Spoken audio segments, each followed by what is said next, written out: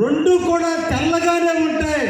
వారి మనసు కూడా తెల్లగానే నిర్మలంగా ఉంటుంది. కాబట్టి వారి ఆశీస్సుల కోసం, వారి దీవెనల కోసం, వారి అనురాగం కోసం, వారి ఆప్యాయత కోసం ఈ రోజున పాతూరు గడ్డకి వచ్చానని ఇక్కడ ఉన్నటువంటి అక్కలు, సోదరులు, తమ్ముళ్ళు, అన్నలకి, తండ్రులకి, తాతలకి అందరికీ కూడా నన్ను ఆశీర్వదించమని పేరు పేరున కోరుకునేది లేదు. పాతూరికి ఒక సంస్కారం ఉంది. ఎవరు వచ్చినా కలుపుకుంటారు. అయ్యప్పరెడ్డి పుట్టిన గడ్డ ఇది. కానీ ఈ రోజున మనం కూడా క్యాన్వాస్ చేసుకోవడానికి వస్తే ఇంత ఘోరంగా కట్అవుట్లు కట్టినంత మాత్రాన కట్అవుట్లకు ఓట్లు పడవ ప్రతాప్ రెడ్డి. కట్అవుట్లుగానే మిగిలిపోతాయి ప్రతాప్ రెడ్డి. నువ్వు పట్టే ప్రతి కట్అవుట్కి 1000 ఓట్లు నాకు రాబోతున్నాయి. నన్ను ఆశీర్వదించబోతున్నారు, నన్ను దీవించబోతున్నారు. చంద్రబాబును ముఖ్యమంత్రి చేయబోతున్నారు. చెందినటువంటి ఒక రైతులాగానే నేను కూడా రైతు కుటుంబంలో పుట్టిన వ్యక్తినే. కాబట్టి రైతుల యొక్క కష్టాలు తెలుసు, నష్టాలు తెలుసు, బాధలు తెలుసు, ఇబ్బందులు తెలుసు. అన్నీ తెలిసిన వ్యక్తిగా, ఒక రైతు బిడ్డగా మీ ముందుకు వచ్చాను. మీ గ్రామంలో ఉన్నటువంటి పోలేరమ్మని అడగటానికి వచ్చాను. కృష్ణుడిని ఆశీర్వదించవచ్చాను. తర్వాత మీ దీవులకు కావాలని వచ్చాను. అందరూ కలిసి ఇటువైపున కృష్ణుడు, అటువైపు పోలేరమ్మ, అదేవిధంగా రైతులందరూ కూడా నన్ను ఆశీర్వదించి ఒక్క అవకాశం ఇవ్వండి.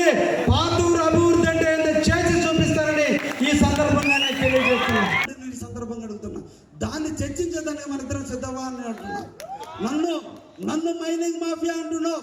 మన ఇద్దరం సిద్ధం. నేను సిద్ధం. నీకు ధైర్యం ఉందా? పారికి పోదాం. నేను ఏదన్నా అక్రమం చేసుకుంటే ఈ పాతూరు నడిబట్టి నేను ఊరేసుకుంటా.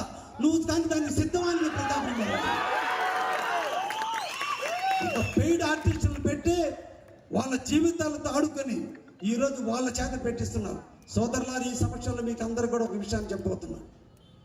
తొందరలో కోడి కత్తి పుట్టబోతుంది. తొందరలో కావలిలో కోడి కత్తి లాంటి కత్తి పుట్టబోతుంది. 6 ఆర్టిస్టులు పెట్టుకున్నాడు. 6 ఆర్టిస్టులు వీళ్ళ చేత నా గురించి లేని పోని తిట్టిస్తే ఎవరికో కోపం వచ్చి కొట్టారు. అది కావ్యకృష్ణారెడ్డి కొట్టించాడని చెప్పేదానికోసం వాళ్ళని రెచ్చగొడుతున్నాడు. తొందరలో వాళ్ళ చేత ఇతనే కొట్టించి, ఇతనే కత్తితో గీకించి ఇది కావ్యకృష్ణారెడ్డి చేశాడని చెప్పినా కూడా ఆశ్చర్యపోయిన దుర్మార్గమైన స్థితికి ఈరోజు ప్రతాప్ రెడ్డి వచ్చాడంటే అక్కడే నా విజయం గెలిచిపోయింది. అక్కడే నేను గెలిచిపోయాను. ప్రతాప్ రెడ్డి 10 ఏళ్ళు అభివృద్ధి చేయలేని ప్రతాప్ రెడ్డి, రోడ్డెక్కి దొంగతనం చేసిన ప్రతాప్ రెడ్డి మనల్ని దొంగ అంటున్నాడు. సిగ్గుందా ప్రతాప్ రెడ్డి నీకు అడుగుతున్నా. ఈ కావల అభివృద్ధికి నోచుకొని నువ్వు ఇంకొకరి గురించి కామెంట్ చేసే అర్హత నీకుందా అని అంటున్నా. ఈ పాతూరు గడ్డలో పుట్టిన ప్రతాప్ రెడ్డి ఈ గ్రామానికి ఏమి చేయకపోగా నువ్వు కలెక్షన్ల పేరుతో దేవుడు కూడా చందాలు దండుకుని దాంట్లో కూడా కమిషన్లు తినే ప్రతాప్ రెడ్డి నువ్వెక్కడ, నేనెక్కడ? ప్రతాప్ రెడ్డి దానం అంటే తెలియదు. నువ్వు పెట్టిన దాన్ని ఆశించకుండా, పబ్లిసిటీ లేకుండా చేసే నన్ను నువ్వు ఏ విధంగా తిడతావు ప్రతాప్ రెడ్డి? ఇది ధర్మమా, న్యాయమా అని నేను అడుగుతూ ఉన్నాను. కాబట్టి సోదరులారా, కావాలని మనందరం కూడా అభివృద్ధి చేసుకోవాలి. మన ప్రాంతం విస్తరిస్తూ ఉంది. రాబోయే 5 సంవత్సరాల కాలం ఇంకా రైతుల యొక్క కష్టాలు, రైతుల యొక్క ఇబ్బందులు తెలిసిన వ్యక్తులు. కాబట్టి ఈ రోజున పాతూరులో ఇప్పటికి కూడా వ్యవసాయం చేస్తున్నారు. కాబట్టి ఈ రోజున మన పట్టణం అభివృద్ధి చెందుతుంది. కాబట్టి పొలాలకు రేట్లు వస్తుంటాయి. ఈ రేట్లు వస్తున్నాయి కాబట్టి వాల్యూ వస్తుందే తప్ప ఈరోజు రైతులు పండించినటువంటి పంటకి గిట్టుబాటు ధర లేదు. ఇక్కడ వేసే లేఅవుట్లన్నీ కాలువలు పూడుస్తున్నారు. దీనికి స్థానికంగా ఉన్నటువంటి ఎమ్మెల్యే గారే ప్రోత్సహిస్తున్నారు.